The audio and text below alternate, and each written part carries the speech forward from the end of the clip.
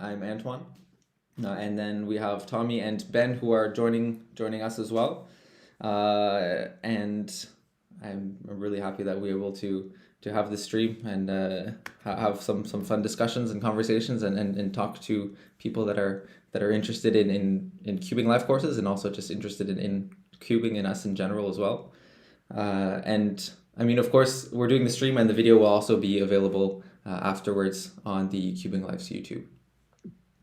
So, yeah, can you hear me properly? I think the screen is.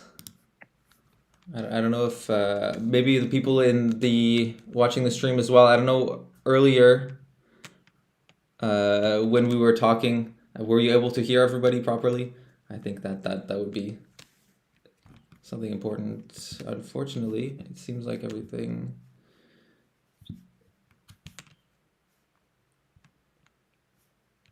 Yeah, I mean, Antoine, I was able to hear you fine. I think it was Okay. lagging at some points, but I don't think it'll be like particularly problematic. Yeah, your screen, you're not moving for us. You're not moving for me right now, unfortunately. So we'll get a still screen, still screen with you for the moment.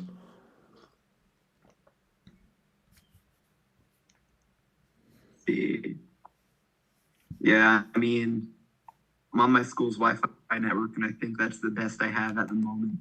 Yeah. Um, Yeah, I think it might be better if you turned off off as well. as well. Okay, sounds good. Okay. I see there's already some questions in the chat. Yes. So there's one question right here about the L4E class. Do you want to have a go at it, Ben? Yeah, Sam. So I'm not sure if Tommy answered this during your class, if you're in his class, but yeah, the L4E class is for if you can already solve a Pyraminx but don't know the algorithms for L4E. You might be experimenting with some intuitive L4E where you just solve the last edge with the last three layers, the other three last edges of the top layer at the same time, and you're just figuring that out on your own. But this will be a very structured, like direct way of solving every single case where you'll learn a good algorithm for every case. So I think I've always believed in algorithmic L4E, that it's the best way of solving Pyraminx, honestly. To just like overall. To know how to do every And- single case and then do the very best possible solution that you get from it, right? Best algorithm for, like, ideally you would know multiple algorithms for every case, but this course will prepare you with at least one algorithm for every case that is highly efficient and that I use in my solves. And how many algorithms that do you know then in that case, Ben? I'm curious. And I mean, I could like derive new ones that I don't even use, but ones that I could like pull from my solves that I could confidently say I use in my solves, probably on average 4 or 5 per case. So that's over 150, I would say. okay, but Around 150, I would say, for Pyraminx. yeah, so you're saying that you're deriving algs for different cases. I don't know, to me that doesn't sound like algorithmic. It sounds like intuitive. Oh, I see. That's a good point. Yeah, I guess I am intuitively deriving algorithms rather than intuitively solving one edge at a time, which is what people call intuitive L4E, where they reduce okay. L4E to L3E. But yes, yeah, I think the beauty of knowing all the like many different algorithms for every case is just being able to cancel. Because if you're one looking your solves and 2 out of the 5 algorithms you know for a specific case can cancel the last 2 moves or something, then you want to narrow down your solution to use one of those 2 algorithms, and then you can kind of assess which one's better for fingertips, which algorithms work better with the tips that were scrambled. Like, there are so many factors in Pyraminx So where how about the this? algorithm you choose makes a big difference. Yeah, Could you turn on your camera and then give us an example solve and kind of show absolutely. us what kind of things these like how you put this into practice? I think it would be fun to have a look as Absolutely. well. Um, Do you have a Pyraminx with you? okay. You must have a Yes, I Pyraminx do. with you. I'm at home, not like Tommy. I don't know if Tommy's in residence or like a school building, but okay. I'll put the scramble in the YouTube chat if anyone wants to follow along. Yeah, and I'll follow along as well. And Tommy, I know you're also at Pyraminx. Do you use L4E or what method do you use for Pyraminx? Yeah. I'm pretty much solely L4E. I just make a V and then solve the rest. And, I found that it's a pretty simple way to have like quite efficient solutions without having to learn too much. As long as you get the fundamentals of the method down and are able to like derive good outs for each case based on like a few key principles. Okay, that sounds just like what Ben was describing, eh? Mm-hmm. Yeah, but Tommy, the real question is: were you persuaded to learn top first at the beginning? Because it used to be more top first. Like people believed in that.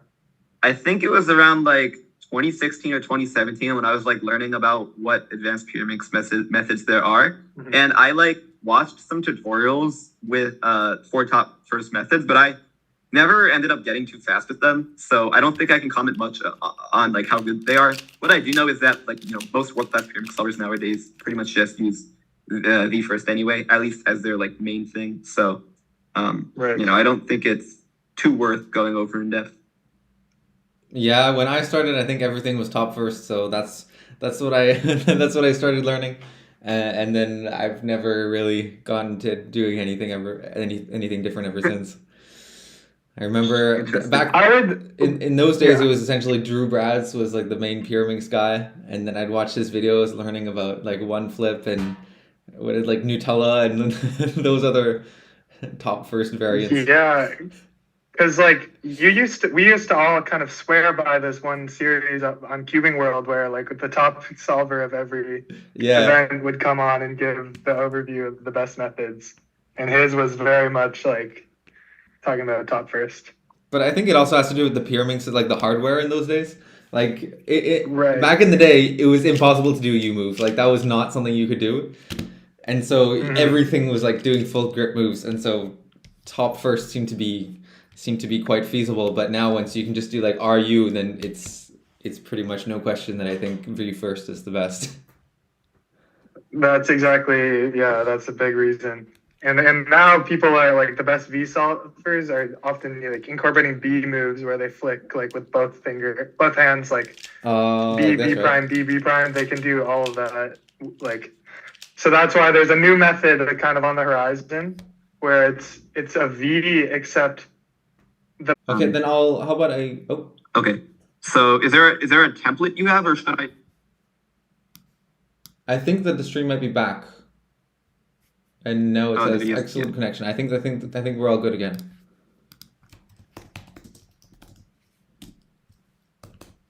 I think someone in the future it might be a better idea if you would stream that, because I think getting the connection from China might not be the best idea. Gotcha. But from what I can tell, it seems to be working. Okay, very good. Working again. So, sorry about that interruption. Perfect. And we can talk a little bit more about the what is TL4E that you mentioned. I think that everybody probably missed that. Yeah, TL4E, I'll just explain. So, can everyone see my solved Pyraminx? Yeah. If I were to mix it up, and normally we build a V, which looks like this, where it's a layer missing one edge. Yeah. Now, TL4E is if this back center was twisted, but the edges were still solved, so it looks like this. Okay. Where these two edges are solved. My edge in question that it would be for my L4E is in the front, but the back center is off. Mm-hmm. And a lot of you obviously need to do a B move at some point, but a lot of the algorithms include quick triggers with like L prime B prime L or L prime BL, stuff like that, with it usually with one or two of those with a U move in the middle. And it's becoming more and more popular amongst the topmost solvers. So in this case, I can do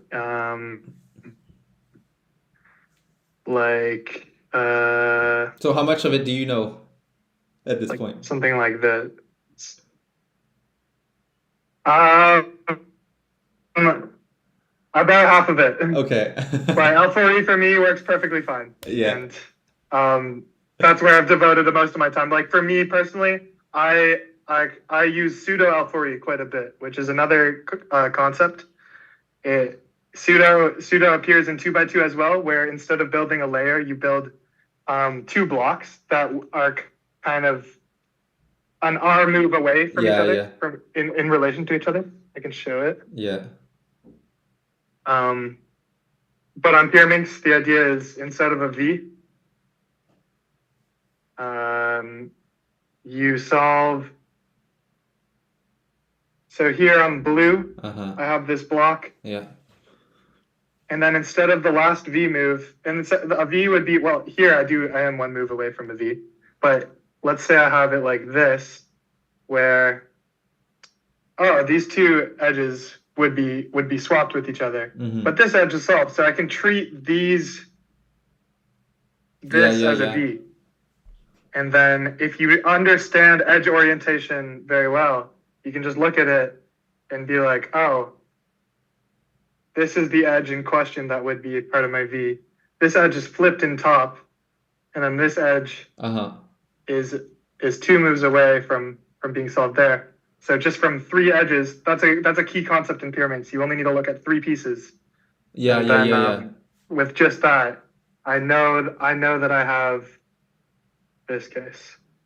But for that, I'm assuming your last move is probably gonna be to realign the V, like that last move. But often one third of the time you'll end up canceling the last move. So a lot of the algorithms are very good. And for those, I'm guessing you probably have to do most of that recognition and inspection, right? Because it might take, like, if you do it right away, the recognition might be not that good. Yeah. So it's for good me for one personally, looking. I one look every solve, no matter what, and I don't know what I would do if I didn't. 'Cause I know some solvers they are world class without one looking, and to me it's just like they could be even that much better, because often it means their turning is just insanely good, and often I get frustrated like talking to them because my turning is not the strongest compared to world class solvers. Just put in the extra effort. For them, they can just put in a bit of extra effort and get it way better. Yeah. So let's go through the scramble that you put in the chat and take a look at it with the algorithmic intuitive L4E that you use.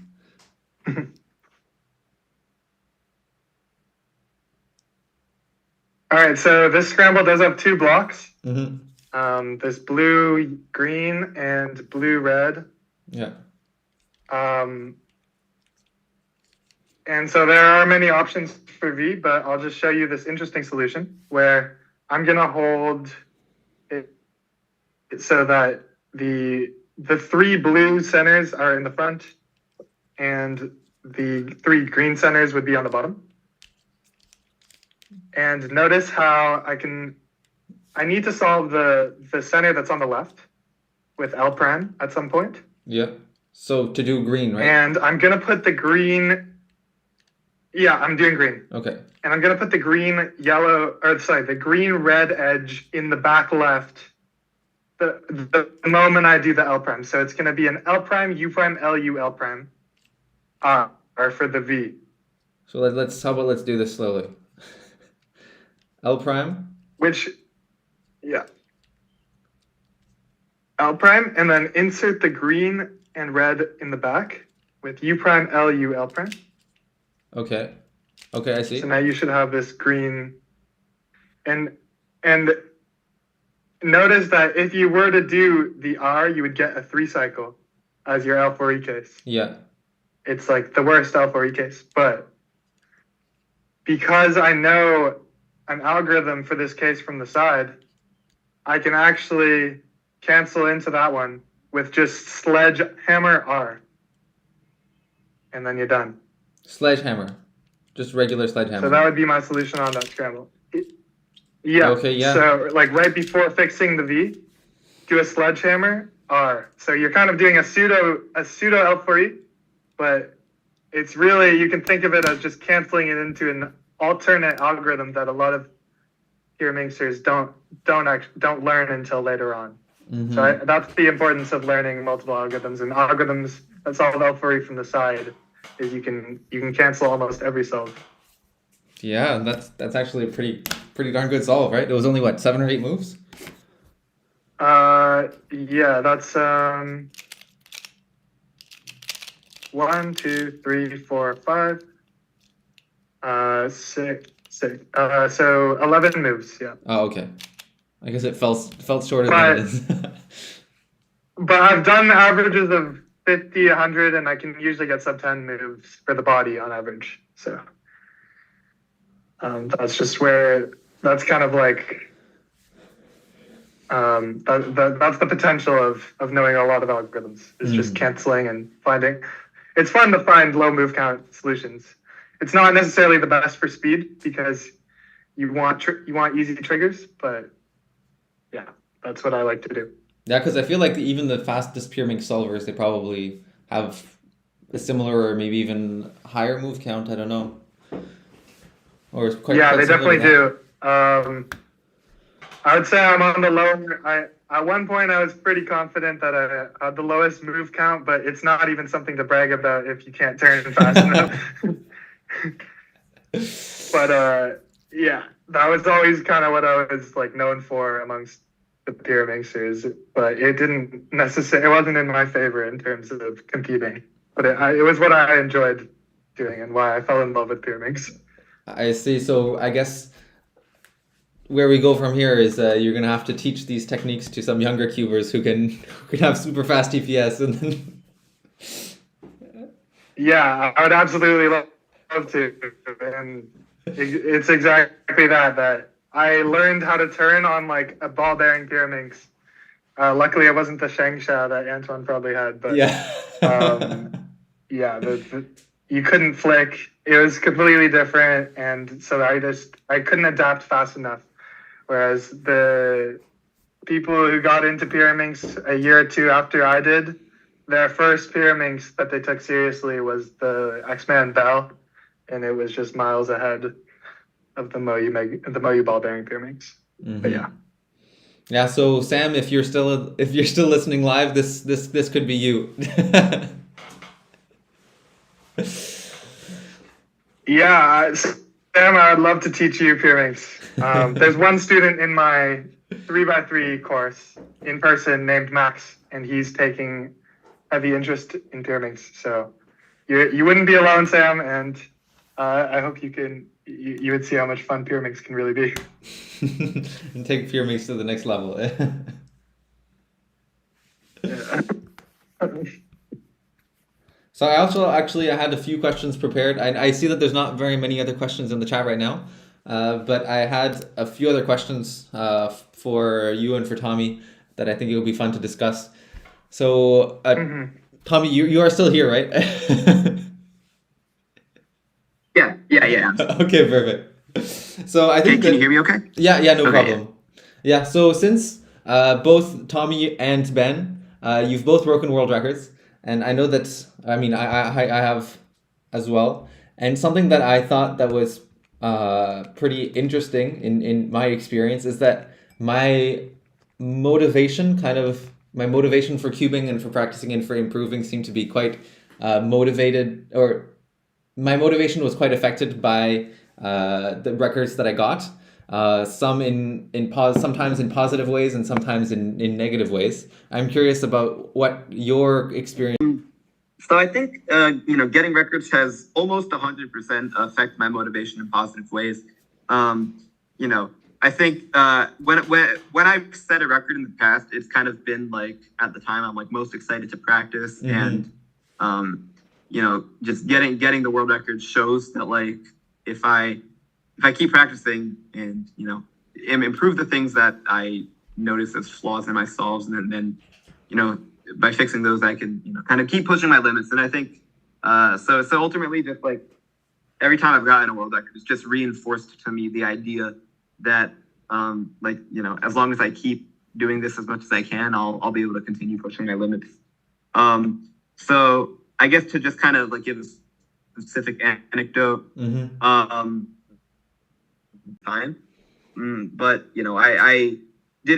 I got close a few times, but just never quite got it up to that point because of a combination of nerves and just like mistakes that ruined the average and things like that. But yeah, I just kind of got lucky in that in nationals finals, it kind of just all came together.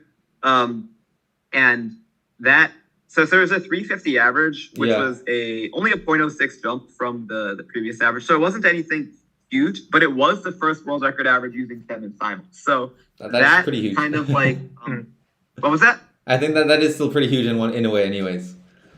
Yeah. So, I think that was like really motivating to me because it kind of proved that 7 simul is not only viable, but still has a long way to go.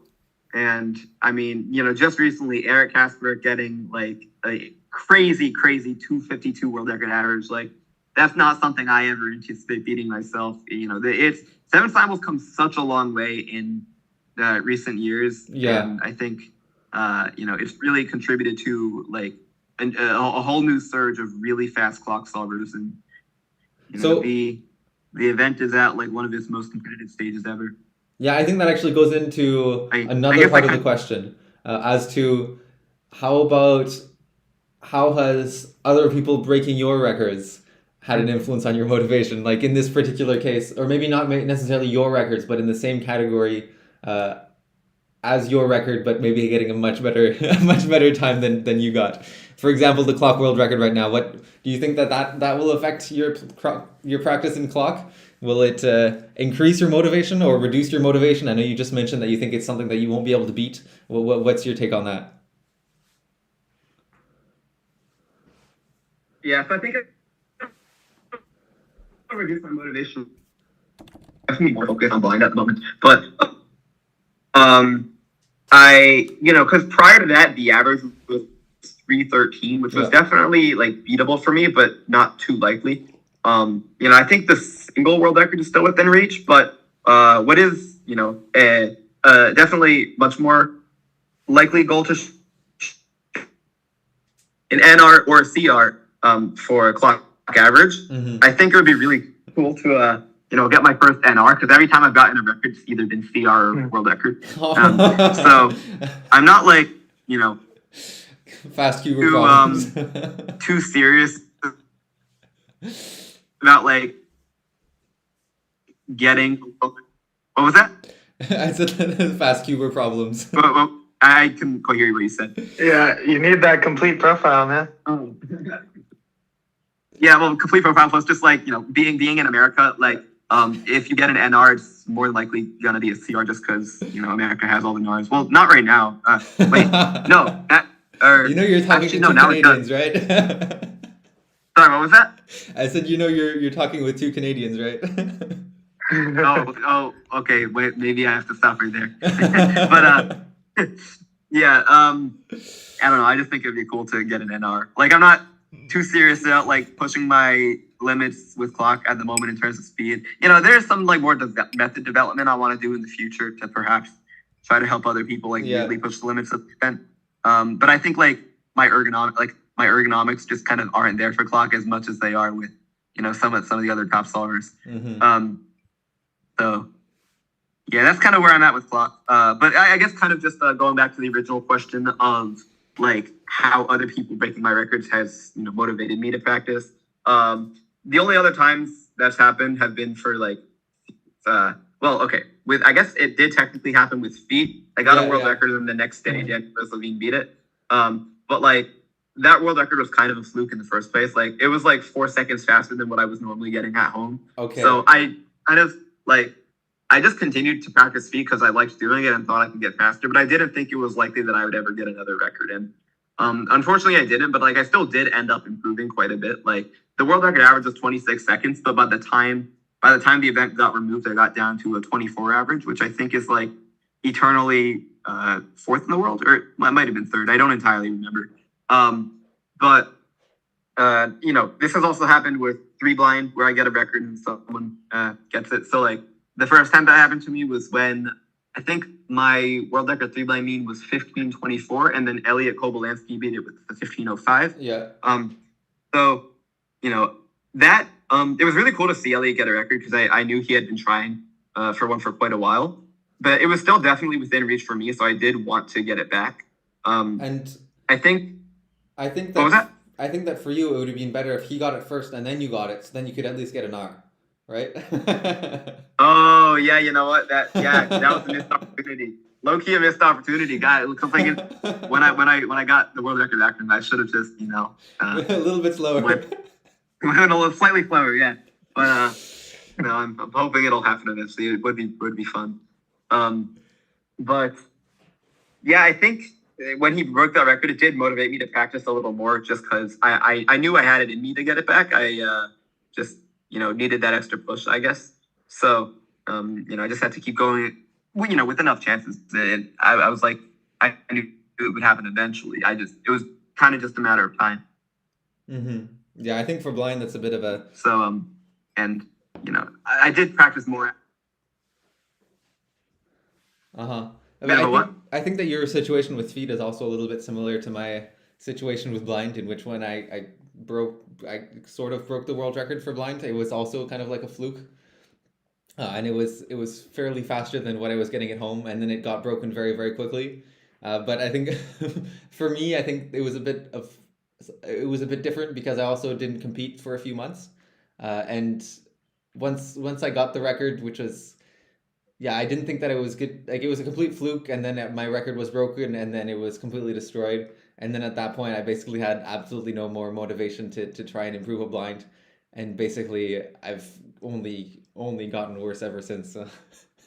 If anyone watched, the details on that story, Antoine has a series that I highly recommend you watch. Very entertaining, and I was there. It was a nail-biting story. Yeah, it was. Go ahead, Tommy. I'm looking at Antoine. Oh, sorry.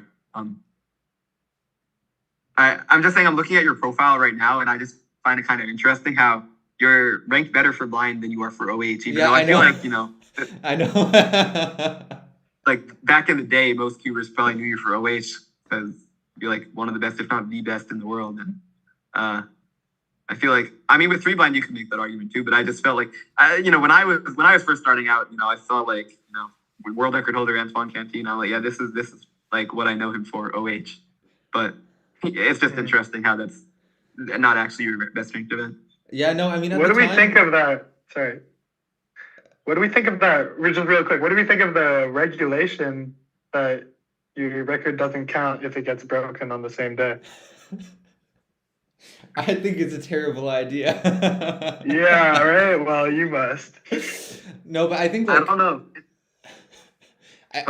You can go. I understand that there are certain times in which you wouldn't be able to actually know based off of the information in the database which came first.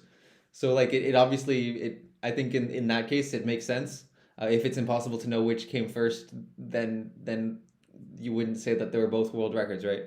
If there's any way that we know which one came first, and I think that we do know which one came first, and so I think that it would be reasonable to have it that way. Yeah, definitely. Especially because the schedule is all on the WCA, for instance, and so it's very clear when each round starts and when each round finishes, and that's even part of other regulations in which there are certain things that you can only do before the round finishes, right? And so that is something that we have in my view. The time case, I don't know, I can give a little bit of a story about the background of this. So back in 2016 or so, I think. That's when I started practicing a bit of blind, and at that point, I was kind of in disarray as to the situation in blind, because at the time those who had the blindfolded world records were all very bad at speed solving. And so like I know it was like, I think at the time it was still like Zane and like Marcel, and they were really good at blind, but they were like terrible at 3x3, and No Arthurs. Yeah. they had pretty bad turning and all that. And then I like at that time my turning was really good. And at the time I remember thinking like all we need is somebody who's actually good at turning, doing blind, and then we could totally break these, smash these world records. And so I thought, you know what, I think I'm just gonna try and like get into blind and see if I can do something good, because I can actually turn a cube. And that was like the main thing, the main reason that I wanted to get into blind. And so that's exactly what I did, and I like really focused on execution. I was always really bad at memoing. Like I don't know, my world record average was 21, but the average memo was still about 10 seconds. And that was also the same average memo that people would get when the world record was 30 or so. Like people were still memoing in 10 seconds, and I was still memoing in 10 seconds. I was just able, like, it's literally exactly what I was kind of hoping for at the beginning. Like somebody who can have the same techniques but can just turn fast and then just get way better times. And that's basically what I did for blind. But then by that point there were other people I think who had similar ideas, but who were actually good at blind and who actually had good techniques. And so they followed suit and totally destroyed my records. So yeah, I remember in your video how you didn't lay back when you didn't go easy on the people that, when you said like their turning is just not good. Like it was true. Like like you did have the best. No, it was like the best execution in the world at that point, for sure. Everybody would do M moves like with their thumb on the top layer, and it was like really slow. I don't know. That's Yeah. insane. But yeah, I guess a lot of some people just have this ability to like pick out a record that they're not even close to maybe at one moment, but they see there might be a flaw in like, or there might be some sort of loophole that they could. Obviously, it's way less possible now, but I'm sure back then that's kind of how keepers thought. It's you can. Yeah, and You I can don't know, find these little gaps in the top level of every event. is that what happened with Tommy as well? You saw my video and saw how bad I was at blind and thought we have to destroy this guy, and so you got good at blind and totally destroyed me. I mean, honestly, I think at the time I was like, I'm trying to remember exactly when that was. Was it 2016? No, it was actually 2018. So you were probably already fairly good at that Oh, point. 2018. I mean, okay, maybe. I don't entirely remember Okay. my whole timeline with it, to be quite honest. But I think like 2019 is like when I started to get really serious about it. So I think I was just kind of, without regards to your record, like just Yeah. trying to continue improving in three line, because that's just what I saw that I wanted to do. And I guess just eventually saw ways to improve upon it. But Or it's like, wait, you can just not flip the clock. oh yeah, I mean that wasn't originally my idea, although Right. I did like help to kind of optimize that method a bit. Mhm. And it appears to have been paying off.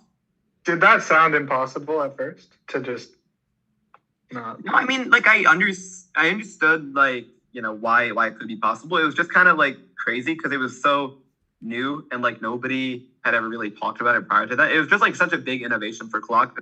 I don't think we're gonna see an innovation that big for any event for quite a long time. Mhm. Yeah, It was just a big one. Yeah, complete different. So- It's like when people decided that you don't have to get parity on square one. Yeah, exactly. So I'm also curious about like the development of the seven simul method. How did, I know that you're part of the development, at least to a certain extent. What, like, I like the method when I use it, it just seems like magic basically, and I don't really understand the logic behind it. Do you want to like maybe talk a little bit about how it was developed and how the order was chosen and all of that? Yeah, sure. So there's a cuber named Benjamin Paul. He lives in Australia. Yeah. He has a lot of experience with lots of branches of math. And in this case particularly, he used linear algebra because the clock Really? can be represented as a matrix, Mm-hmm. which for anybody watching who may be unfamiliar, is basically a certain way of representing systems of equations that allows you to solve any system, no matter how complex they are, as long as a solution exists. And there are like a lot of computer programs out there for doing this efficiently so that you don't have to. And basically, Benjamin ran computer programs on like a bunch of different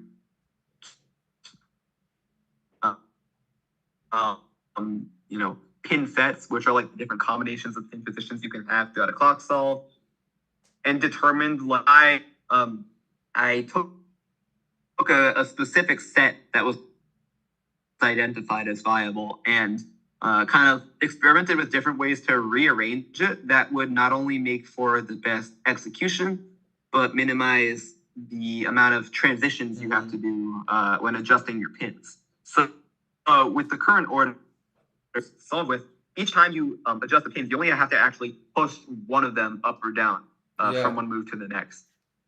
So my main contribution was noticing a certain type of symmetry within that pin set where you can rearrange it to not only minimize pin transitions but rotations. You have to do to remember that you're optimizing it enough so that you can like inspect sub 15 without too much effort, as long as you have everything else down. Mm-hmm. So essentially, you worked at helping him optimize, I guess, the calculations, or not like optimize the framework to do the calculations to come up with the method. Does that make sense? Yeah, he definitely did most of the work. He's the one who like ran all those computer programs, and that's not something I would have been able to do on my own. There was from that point, I will say Caleb Trelfer also did have a part in this. He was actually the person who introduced me to Seven Simul originally. I was at a competition and he showed me like some pieces of paper he had. He was kind of trying to do something similar to what Benjamin was doing on paper, and it just kind of wasn't fully panning out in quite the same way, because like it's just a lot more efficient to automate things. But he did kind of have like a general sense of like where this could be taken. And I found it really interesting because like when he showed me that was like my first time being exposed to the method. So I think from that point on, like we kind of just all talked as a group and tried to figure out how this method could be optimized. And since then there have been some other things we talked about, like alternative pin sets, which are just different combinations of pin positions you can use throughout your solve to take advantage of more types of lucky cases and just exploit shortcuts overall. Yeah, because lucky cases must be fairly difficult, from what I understand, to kind of detect in inspection.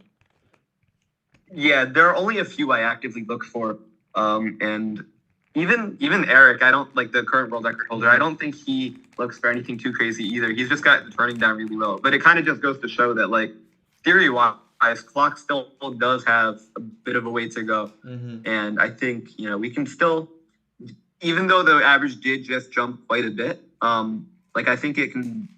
It's not unrealistic to expect that it'll be broken again this year. If people implement more pin sets and had the ergonomics of someone like Eric, I think it's very possible. So in the chat, Noah asks any tips for sub 3 clock. From what I hear, it's essentially turn really well, be good at the 7 Simul method, and turn very well is, I think, very important, right? Yeah, I think the main thing separating me from someone like Eric is turn. And I don't know, clock also has a fairly fixed size. Do you think like the size of your hands might have an impact on that? Like if you're, I know like typically younger cubers are faster at turning 3x3, for example, but do you think they'd also be better at turning clock? Or I mean, in theory, what do you think about that? That's interesting.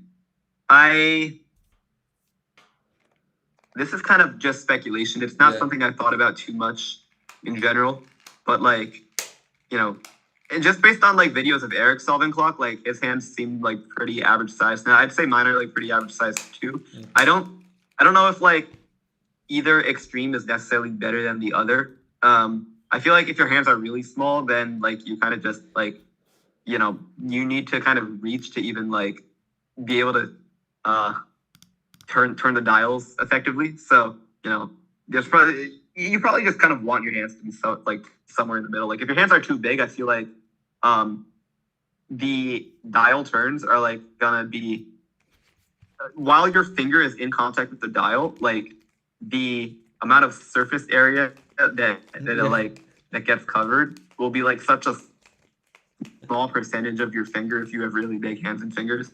So I feel like I guess ultimately what I'm trying to say is that you kind of want your hands to be somewhere in the middle. I think that's best. I don't know. It's hard to say. I don't really have any clear conclusions one way or another. Uh-huh.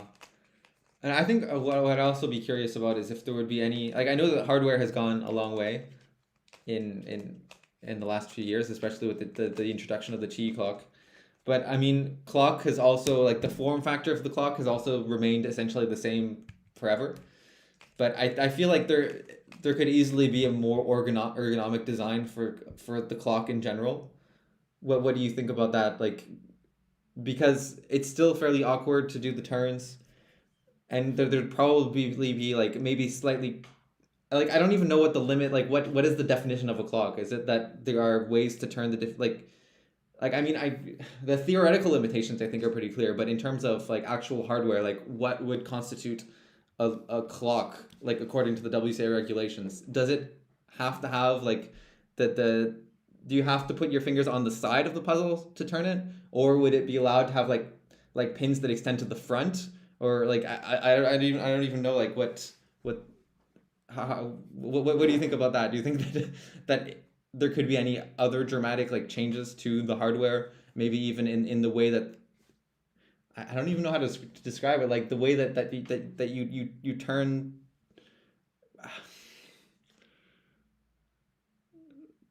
I think I get what you're saying. Yeah. Like you kind of just made a funny idea come to mind for me, where it's like a clock, but the dials are like on the side, so you could kind of just like as your hand moves, adjust it, and like the pins could be sticking out from the top of the monitor or something. Like it would be like that. really wacky, but it could potentially something worth exploring if there's like a clock, like you know that can like both be mass produced and like actually turn well. I don't know exactly what would be best, and honestly, like I'm not as well versed in the hardware realm of things, but it's definitely something interesting to think about. And then whether that would actually be legal in competitions, and what is the limit of what's legal and what's not. Like if some manufacturer would come up with a new revolutionary clock, even like something that I always found was weird is that clocks are always round, and so when you put them down, they'll always. I mean, right now it's not a big of an issue because you can put it flat as well if you like. But anyways, like when you put it like standing up, it always like wiggles a little bit, and I've always wondered why don't they just make square clocks? Would that be advantageous in any way? Or maybe I not, guess like maybe octagonal, if so that you can reach the bottom ones, but it doesn't jiggle when you put it down. well, octagonal kind of reminds me of the Engstrom temporis clock from quite a while back. The mechanism itself wasn't the greatest, but perhaps they were onto something with the design.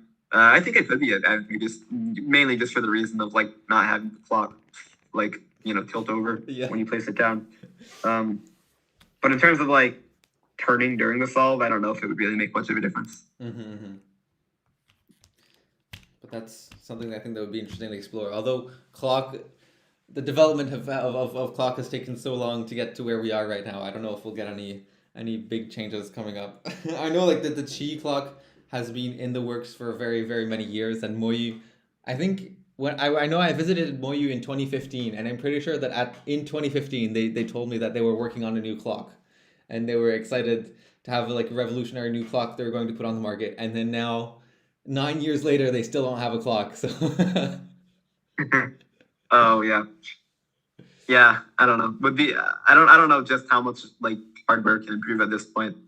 But if someone else comes out with the clock, I'd definitely be interested in giving it a try. Mm-hmm.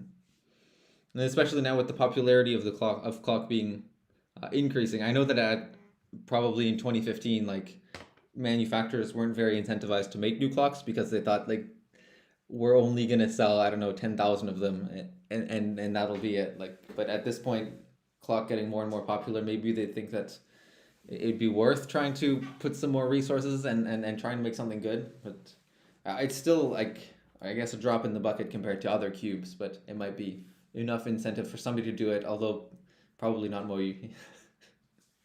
Oh yeah, maybe not. Um, I don't know. I'd be interested to see how that pans out. Mm-hmm. Yeah, and so actually, going back to the original question that I had to Tommy about breaking world records, I'm curious, Ben, because I think you're still here, right, Ben? Yes. Yeah. I think I know what you're gonna ask. Do you want to share your experience as well? I think. I Yeah, think absolutely. it's a little bit similar to my blind world record. What? Not even like you worked for that. Like, yeah, we all know it was a complete fluke. I averaged around low 3 at the time, Yeah. so it wasn't like it was my third comp ever, and like my third yeah, so it wasn't. I was just getting into the thing, but I was already like obsessed with Pyraminx and practicing, and it was definitely my main event. Um, but yeah, I broke the world record, and it was a fluke. And I remember Facebook like went crazy. I made a Facebook account like directly after because my friend Ryan, who was there, had posted it to Cubics friends. Yeah. And I was saying about me, and obviously there was a lot of like people were confused and no one knew who I was. Yeah.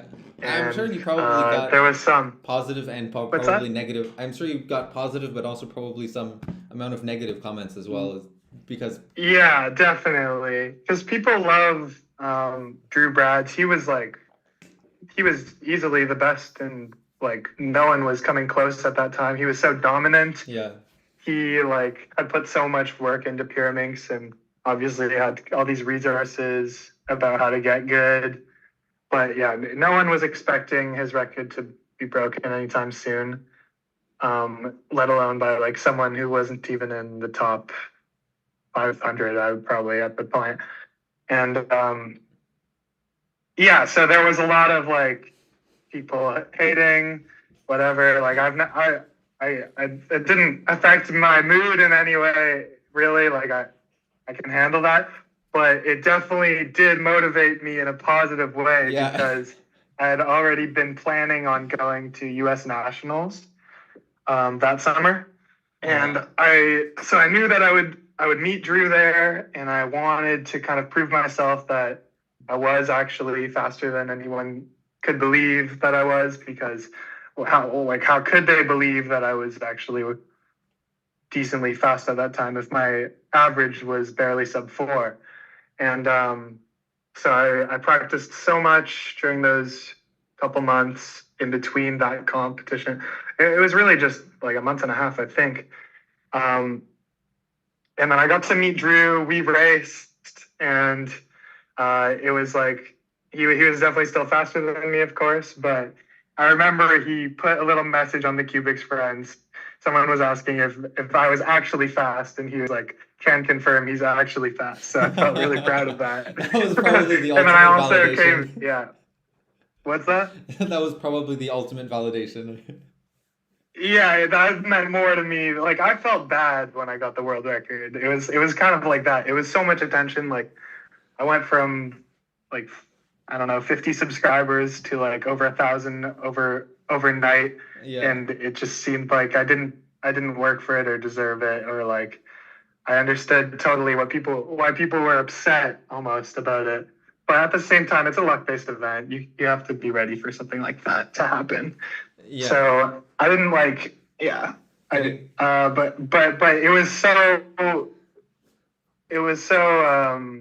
kind of validating when I came second at U.S. Nationals with a sub-3 average, and people kind of realized, okay, like, because people called me the Christian Kazerer of Pyraminx, which haunted me. Because he had the 2x2 world record with like a 4-second average or something like that. And I didn't want to be like that because I did feel passionately about Pyraminx at the time. Mm-hmm. But yeah, the Pyraminx record changed my life, of course. The attention, I don't know if it was good or bad for me.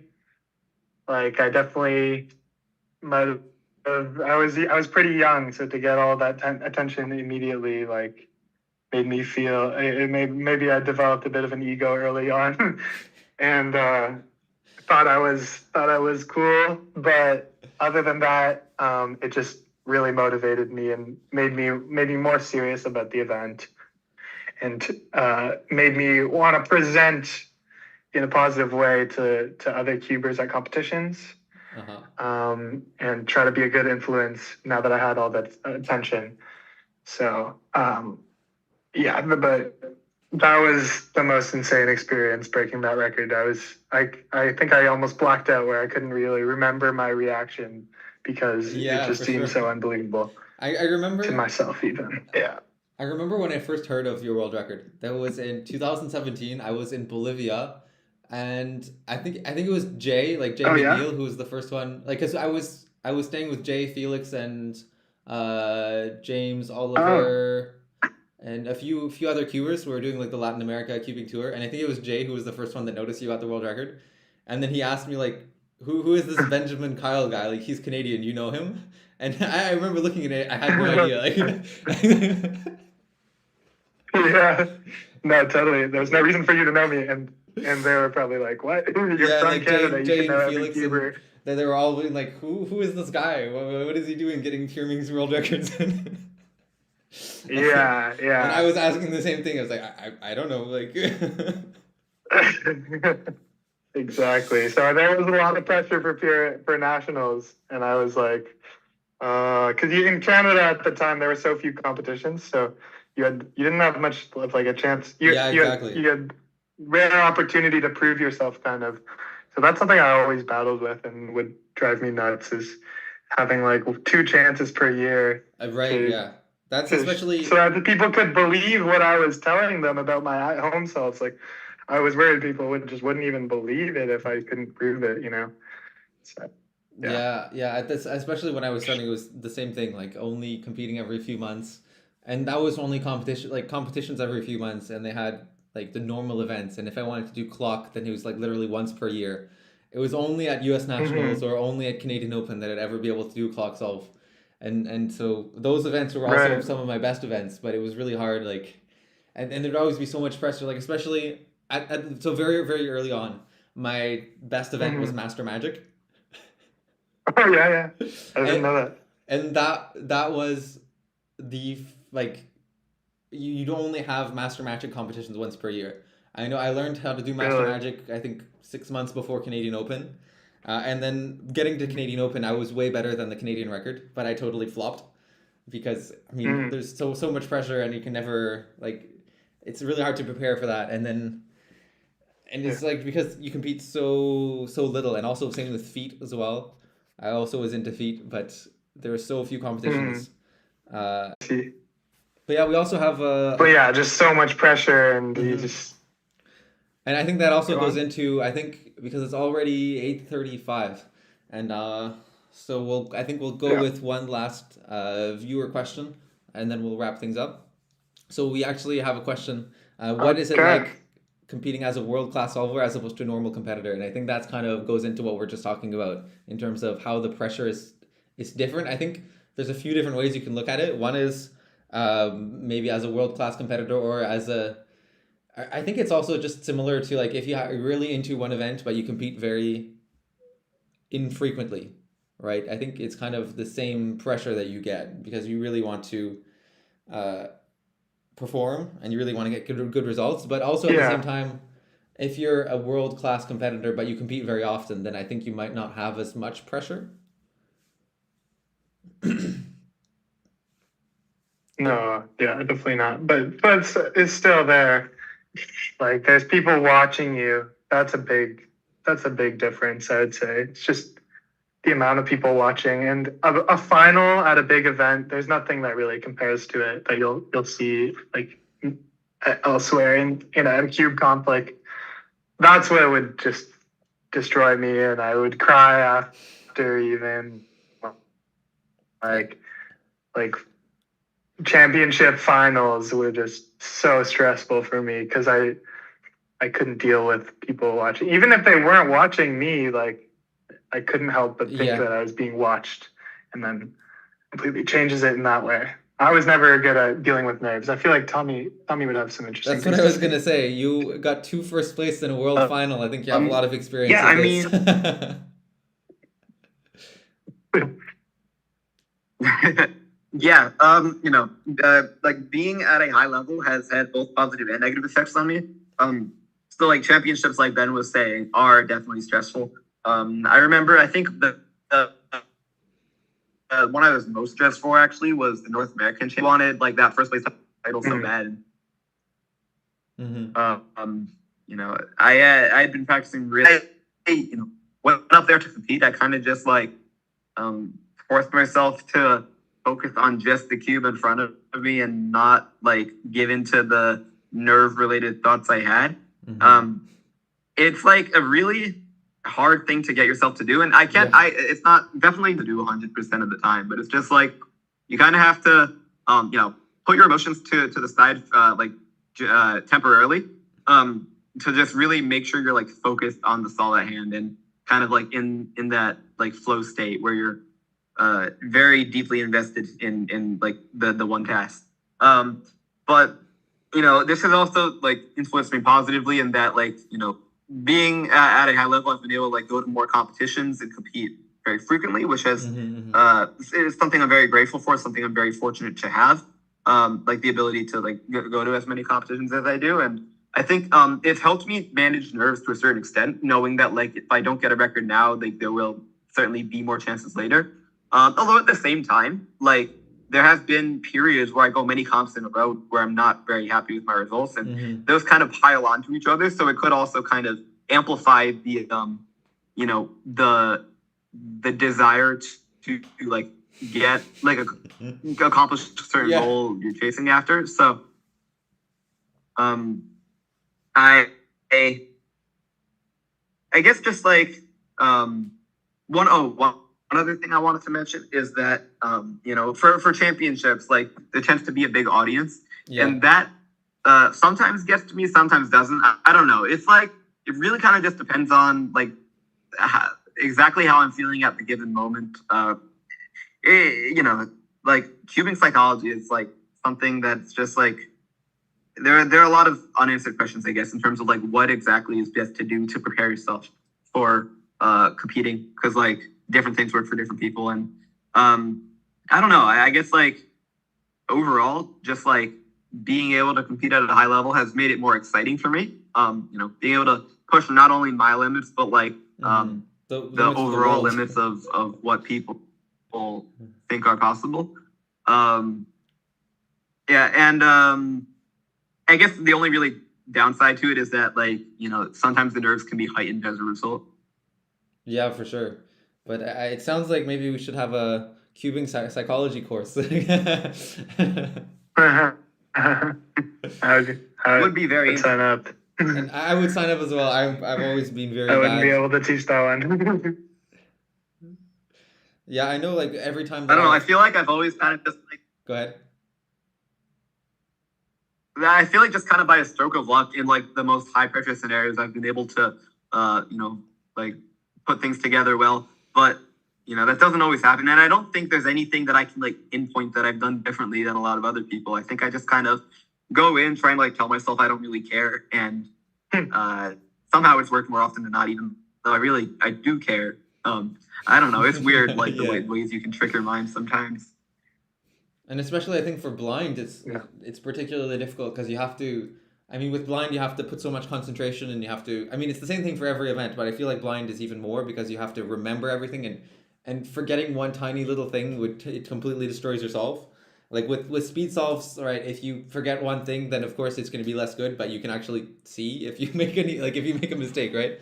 And so you have a chance to fix it. But in blind, it's completely up to the inspection. And so if you're too nervous and you're having a hard time remembering things, or if you remember the wrong thing, or anything like that, it can really have a huge impact on your solves and cause you to DNF. Although, in a way, I also think that because you have 3 attempts and it's only the best that's counted, it's also more forgiving in a way. Yeah. I think I have a small theory about this. So it's like, with an event like blind and to a certain extent clock, because if you're using 7 Simul, you do have to hold on to memo to some extent. Exactly.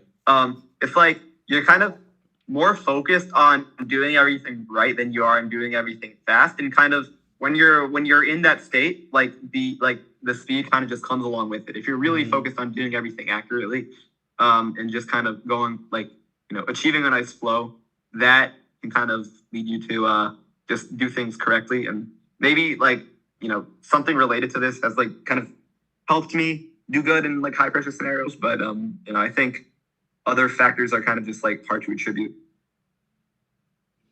Yeah, I think really it's just don't think, just solve kind of a situation where you just want to get everything right. And at that point, when you're not thinking about that, then it can help you perform. I know when I would get my really fast blind solves in competition, it was pretty much exactly what you're describing. I wasn't even thinking of when I got the 21 average in blind, it was basically just I was just doing solves, right? And then sometimes you get in some mental, I don't know, it seems like I get into some mental state where things just seem to be, it's as if things go by slower, and then it just feels like a normal solve, but then the time is really good. And I think that a really big part of it is just trying to get the right mental state. And sometimes getting into big competitions and finals and high pressure situations seems to help with that for some reason, and then other times it just completely kills my mental state, and then it's impossible for me to perform well at all. It's really weird. Yeah, for sure. Yeah, one of my prepared questions for Tommy was actually what it's like 3 seconds before the the world record, while you're still blindfolded, but you're pretty sure you have 3 seconds ish left in your solve, and you're pretty sure you got the world record. What do you think about that? There must be, you can't just block that out. In the most recent one, I kind of didn't think about it because the solve wasn't anything crazy until the very end when there's a 6-move cancellation that just kind of appeared. Oh, that's good. Yeah. Yeah, the scramble wasn't anything crazy. So I was just hoping to do good. I treated it as kind of a normal solve. But then everything just kind of came together. There were barely any lockups. And so that, the way that solve panned out was really helpful for my nerves, I think. There has been a time when this wasn't so helpful. So I think every time I've made it to the end, towards the end of the solve, and it's on world record pace, the world record, it did actually manifest as a world record, except for one scenario. That was where I had a pretty easy scramble. Memo was sub 5, I think. It was really fast memo, and exec was going pretty good, but I knew the whole time this can definitely be a world record if I don't screw things up majorly. And then I made for not only the single world record but the mean world record as well. If it weren't for that, plus another +2 in the same mean. So but when did you think you had the world record in the last second? You conscious? I'm just wondering about that conscious thought where you believe oh, this is the one while you're blindfolded. Yeah, I mean throughout the entirety of exec, I had that thought pretty much. I think I kind of just came to terms at that moment with the fact that I would not stop thinking about that. And I'm just okay, I know this. There's no point in trying to block this thought out because it is a very immediate and clearly present thought. So I kind of just told myself okay, you're gonna just keep hearing this anyway. Hope for the best. Just be careful. I was careful, just not enough. So yeah, I know that the same thing has happened to me as well. Literally the exact same situation of being off by a +2. I know I got that. Although I got that at one point in 2016. Was it 2016? Yeah, 2016, where I would have gotten the world record but missed it by a +2. And it was like the same thing, like you're getting, and usually it's like in one-handed, at least it's usually it's like the fourth solve, and like you're getting on a good average, and then you just miss it by like you know that if this solve is good, then you'll get the record, but then somehow things often just start falling apart. I know there was also one average back then. The world record average was 10 point, I think it was still 10.59 for one-handed, and I was on track. I had like a really good average, and I was on track. If I got a good solve on the fourth solve, I would get a sub 10 average, which would still be my best today, and that was back in 2017. And I was on my fourth solve, and I got to the last layer I got to PLL really fast, and it was just like a T-perm. And if I just did a normal T-perm, even a slow T-perm, it would have been a sub 10 world record average. But I knew, like, because I think I was too aware of the situation, and I was so excited, and I was really trembling, and then I tried to do the T-perm, and then I did the lock up, and I think I dropped the cube or something like that, and it was completely destroyed the average. And the last solve, I was way too nervous and ended up getting a 13 again too, and it was so so disheartening. Yeah, just like having that conscious thought is just so scary. Like when this could be a world record. Like luckily for mine, I didn't think of that at all, or like I don't know why, because if I got that scramble now, I'd be like, holy crap, 6 mover in competition. But somehow that thought just did not register for me, and I just thought of it as a normal solve. But it's almost like being hyper aware of the it's not good. Because it's like there's so much potential within the next few seconds, and it's really a make or break situation. Like it can go be the greatest thing ever, or it can be super devastating. Like, and you can't control your, like, I don't know. Cubing, one of like the magical things about it is like an algorithm is so abstracted where you're not thinking about what it is doing. It's just muscle memory. So you can't even like decide whether you lock up or not at that point. It just has to do with your might mental happen. state. Yeah, you have to accept it. Yeah, I found that when I think most of my records, it was always the last solve that was the best, because if the last or like either the fourth solve or the fifth solve, because at first I wasn't really thinking of it being a record, and then I suddenly get a really good time and it's the record, and that's kind of the way that I was actually able to break to get good times, because otherwise I would just like I would get bad solves at the end if I get good solves at the beginning. So you really have to like have it in the opposite order. Like I know I don't want to talk about this too much, but in my 21 blind average, like the first solves were good, but it was really like because I got a really good solve on the last one that it actually got a record. And I remember at the time, like after doing the first solve was a PB, like competition PB, and the second one would have been a competition PB if the first one wasn't. And then going on the last solve, I remember just like joking with the people in the waiting area, like, if I get a 19, then it could even be a world record, ha ha ha. And then like I actually just I was not expecting it at all, and then I just suddenly actually got a 19, and it was a world record. And and I think that's basically the only reason that I was able to get it, and I was able to like be calm when I did it, because I was not expecting at all for it to I mean, I was joking about it, but I wasn't like it wasn't even something that I thought it was a good joke. Like, it was just a good joke. Yeah. Right? Like somebody like me could even get the world record if I got a really good time. Like that was like the biggest joke. So that must have been, was that like close to overall PB, or like how rare was it? It definitely was overall PB of the average. Oh, okay. Yeah. Wow. Tommy, I bet you. Yeah, that's kind of why people like frown upon, or you're not supposed to say that you +2'd out of world record if it was like one of the first or one of the early solves, because you're gonna be like way more nervous had you not got that +2. So you can't say Yeah. if you +2'd out of a world record if your +2 is in the first 3 solves. Yeah. Well, actually, I feel like I'm talking about Well, this you way could too say much. say it, but yeah. I feel like I'm talking about this blind record way too much, but No, I'll keep mention it going. again. It's Because the record that broke my record, or whatever, the record that overrided my world record by Jeff Park, something that's really funny and it has to do with your situation is that what happened with him is that he did his 3 blind solves, and like he did a regular average, a regular competition average, and there was no world record or anything. But then, and I think he got like his first solve he DNF'd, and then he did two other regular solves, and like that was that until he looked at the video, and then looking at the video, he found out that his DNF was actually a missed scramble. And so after the round finished, he took his video footage and showed the delegate, and they found out that it was a missed scramble, and so they gave him a resolve, and then he got the world record on the resolve.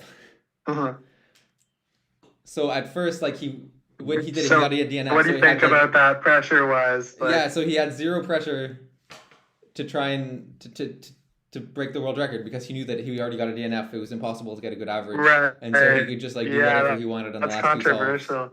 And then and then he was able to get another try on the last solve, and all he needed to do was just like get something that wasn't absolutely terrible, and he'd get the world record average. That's what beat your record? That's what beat yours? Yeah, exactly. And that's why, like, because there was like this whole situation with that's too bad, yeah. Yeah, there was this whole situation with like having to deal with this issue, and then it was also like it was actually in reality it was done quite a bit after that round had ended.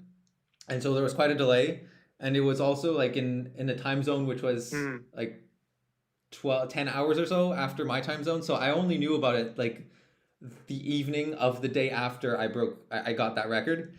And so for a full day and a half, I thought that I got the world record. I knew that like for the first day, because I knew that Jeff was also competing that day, I was really nervous because you thought that you had... Right, because at the beginning I knew that if he would break it, then I wouldn't get it. But then at the end of the day, like he had not broken it based off of the results that were published. And so I was sure, I was like finally like I wasn't stressed anymore. I knew that I was going to keep the record. And then the evening of the second day, it was broken. And it wasn't not that it was broken, but it never happened. Of emotions. Yeah. Wow, that's like traumatizing. Yeah, it's crazy. I don't know that I've never been in a situation like that, but I'd imagine it's very difficult. Didn't something happen recently with Yihang on like a 2x2 world record or yeah, the 0.93 average, right? Yeah, something where he wasn't nervous, so they had to, or what happened? Maybe it's something unrelated. No, I think what it was is that the judge, I mean, and according to his side of the story, is that the judge didn't ask if he was ready and just like made him inspect. And then he wasn't ready at the time. He did the solve anyways, but then after he finished the solve, he like went to the delegate and asked to get a resolve. Okay, different issue. Okay. Yeah, that's a tricky one too. And I don't know what to... But yeah, I don't think even like Keaton's compares to that Antoine. Well, I mean... 3x3 singles. I didn't know the details there. That's insane. Yeah, so... we also have one question about... so I have a competition this following weekend. Is there any tips on how to prepare or deal with the nerves? I think that Tommy also talked a lot about that. Just which competition is it? If you're still there, good luck. Like, just don't. Just know that there will be more competitions after, and I think totally practice as much as you can. But now there's more and more competitions. If you're in Canada, at least, like, I think that's a good point. Done a good job with that. I think part of it with these with regular competitions, anyways, it's that you have a lot of pressure, but you also have to know that like not as fast as them or whatever. Like overall, cubing's like a. Sorry, Tommy, I think I interrupted your answer.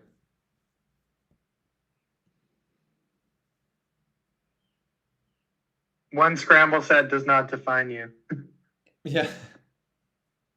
Oh, it's okay. It's kind of just been laggy all around. To say that, like, something to do with like a lot of your friends. So I don't think like even if your results aren't as fast as you would like them to, I don't think anybody's gonna think lowly of you because of that. So I think you just gotta kind of like go in with the mindset of like trying to like have a great time while you're there, and almost treat the results as like a side quest. Like, of course you want to do well, but don't be like too wrapped up in experience. I don't know why. Experience. And yeah, overall try to have a good time, especially if it's your first competition. To jump off what Tommy was saying, my biggest advice as someone who's been competing for many years, although I've only been to, I don't know, less than 30 competitions, is like treat them as almost a unique opportunity to just like be in a room with so many like-minded people, and think about how, like, if there isn't an event that you're interested in, try and find the person who's on your level at that event and just discuss it and share techniques, and you can learn so much from other cubers. That's how I learned most of my advanced tricks. Is you're not going to find them on YouTube often. Some people even don't even share them with others. So just talk to people and talk about cubing, and you might find yourself wanting to prepare for like length 30 to an hour for your round of just like practice solves. But in my experience, it doesn't end up helping more than 10 to 15 minutes. And so don't waste your whole cube comp just practicing as if you were at home. Like, try and just get involved and volunteer. Volunteering will also take away some nerves, because it'll make you feel almost less like you're there to compete, but that you're ingrained in the whole like experience of everything, and you're making things run faster, so then you can take more time to yourself when you're competing, stuff like that. Feels good to volunteer. So go easy on yourself. Yeah, I think that is very good advice from both Tommy and Ben about competing.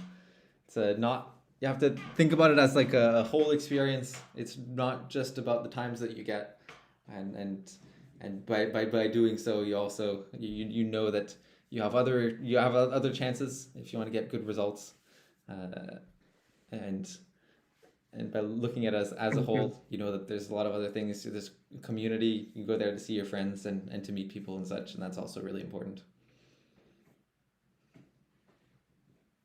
Yeah. So you too, Max. Like, good luck, but don't be too hard on yourself. Yeah, good luck both of you with your competitions this weekend. So right now, I think we're already over the time by 30 minutes. I think we'll wrap this up right now. But I want to say thank you both to Ben and Tommy for joining us for this live stream. And thanks for everybody who has been listening on the stream, and also those who are watching the video when it's available after the stream. Thank you for watching and staying for so far if you've stayed so far.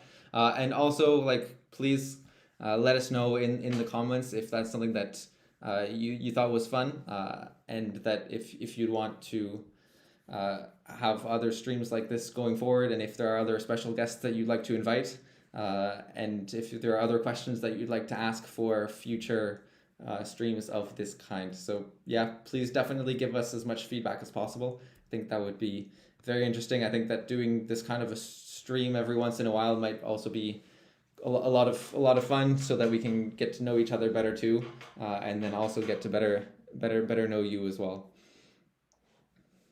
Yeah, for those who are still here, please tell your friends about the stream, and hopefully we can all hang out and have some live cubing and incorporate the viewers. So stay tuned.